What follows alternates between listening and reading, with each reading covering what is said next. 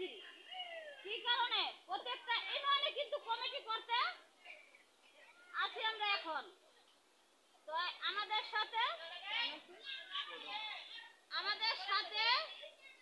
8 নং ওয়ার্ডে সোহেল রানা কাজ করছে। ওদের মাধ্যমে এই ইউনিয়নে কমিটি হবে। কমিটির মধ্যে আবার 3 জন লোক থাকবে প্রধান।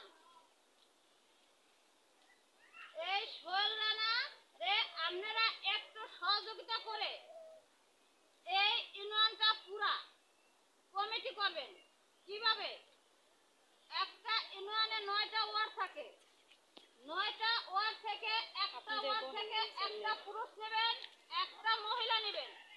তো 9টা ওয়ার্ডে কয়জন লোক হবে? এই 18 জন কমিটির মাধ্যমে আপনারা টাকা পাবেন। এটা কিন্তু আপনার টাকা। আপনার টাকা হইল কিভাবে? এটা তো আপনার মাথায় পুরুষ নষ্ট করে। দুর্নীতির টাকা, অবৈধ টাকা, এটা হলো বাংলাদেশের মালিক যে তাদের টাকা।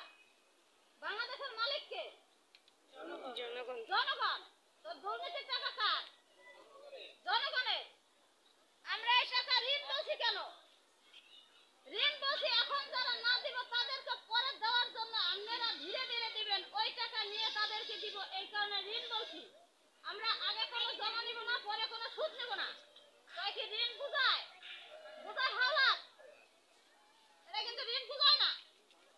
আমরা ঋণ বলেছি হলো এখন যে নাম না দিব, পরে তো ওই কমিটির বাড়ি শেষ ছাড়বো না। তখন কমিটি কি করবো? কমিটির ঘরের তো টাকা দিব। আপনার কাছে তো নিয়ে কমিটি আবার রাখে দিব।